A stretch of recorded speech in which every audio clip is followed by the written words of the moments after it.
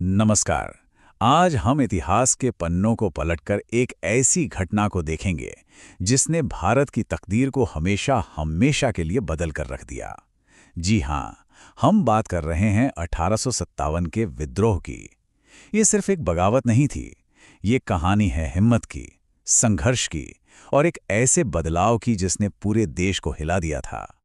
तो चलिए इस कहानी की गहराई में उतरते हैं और शुरुआत एक बहुत ही दिलचस्प सवाल से करते हैं।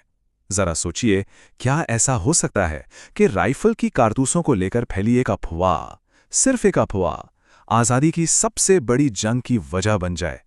आखिर कैसे एक छोटी सी बात ने पूरे उत्तर भारत में बगावत की आग सुलगा दी? देखिए, इसे समझने के लिए हमें उस वक्त के भारत को देखना होगा। आप यूं समझिए कि पूरा देश एक बारूद के ढेर पर बैठा था। ईस्ट इंडिया कंपनी जो आई तो थी व्यापार करने, लेकिन धीरे धीरे यहां की मालिक बन बैठी थी। लोगों के दिलों में गुस्सा वो धीरे धीरे सुलग रहा था। बस इंतजार था तो एक छोटी सी चिंगारी का, जो इस पूरे ढेर में आग लगा दे।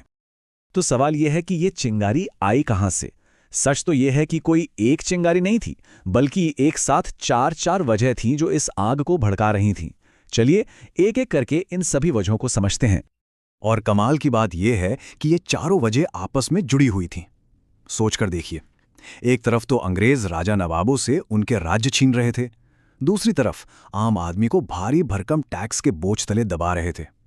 और तो और लोगों को यह भी डर सताने लगा था कि उनका धर्म और उनकी परंपराएं खतरे में हैं। और इन सब के ऊपर अंग्रेजों की अपनी ही फौज में जो भारतीय सिपाही थे, उनके साथ जबरदस्त नाइंसाफी हो रही थी। तो सबसे पहले बात करते हैं राजनीतिक कारणों की।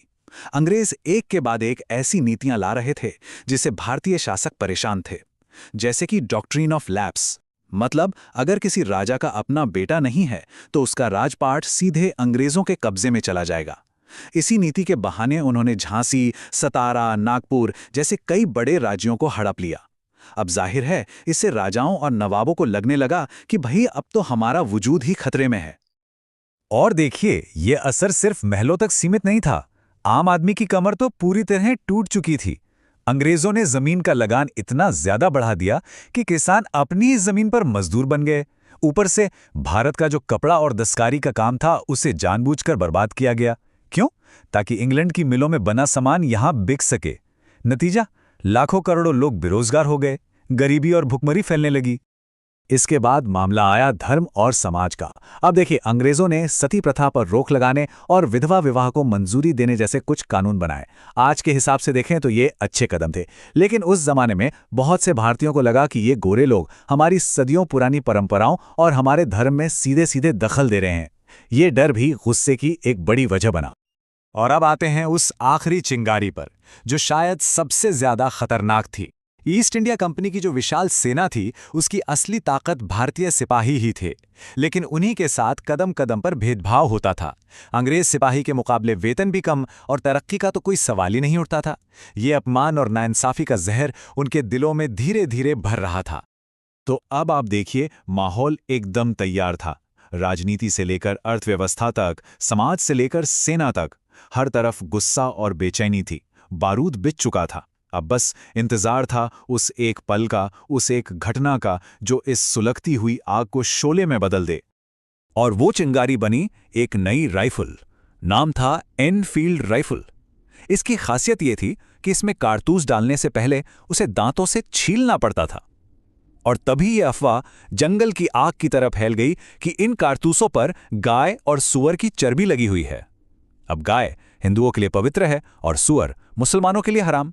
ये खबर सुनते ही दोनों धर्मों के सिपाहियों को लगा कि ये उनके धर्म को भ्रष्ट करने की साजिश है, और ये उनके लिए बर्दाश्त से बाहर था। बस फिर क्या था, जो होना था वो होकर रहा।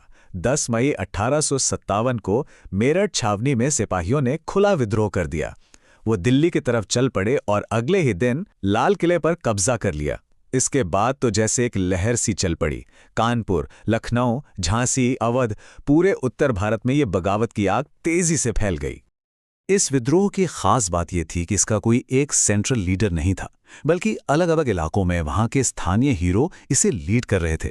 दिल्ली में विद्रोहियों ने बूढ़े मुगल बादशाह बहादुर शाह जफर को अपना सम्राट मान लिया, तो लखनऊ में बेगम हजरत महल ने कमान संभाली। कानपुर में नाना साहब थे और झांसी में खैर रानी लक्ष्मीबाई का नाम कौन नहीं जानता।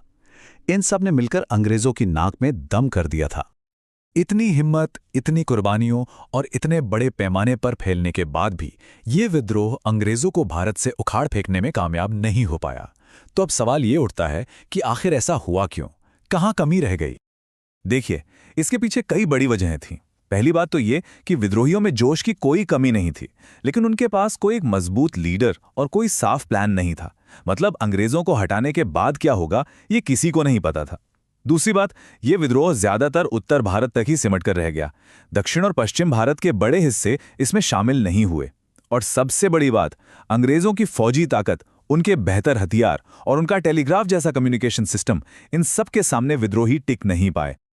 हाँ, ये सच है कि ये लड़ाई फौजी तौर पर हम हार गए, लेकिन इसका जो असर हुआ वो बहुत गहरा और दूर तक जाने वाला था। इस एक घटना ने भारत में अंग्रेजी हुकूमत की जड़ें हिलाकर रख दी और यहीं से भारत के इतिहास का एक बिल्कुल नया चैप्टर शुरू हुआ। इसका सबसे पहला और सबसे बड़ा नतीजा क्या निकला? नतीजा ये निकला कि ईस्ट इंडिया कंपनी का राज खत्म। जी हां, जिस कंपनी ने 100 साल से ज्यादा भारत पर हुकूमत की, उसका बोरिया बिस्तरा बांध दिया गया।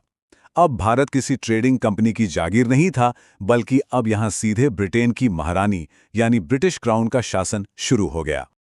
और इस बड़े बदलाव को पक्का करने के लिए 1858 में एक कानून पास किया गया जिसे कहते हैं गवर्नमेंट ऑफ इंडिया एक्ट।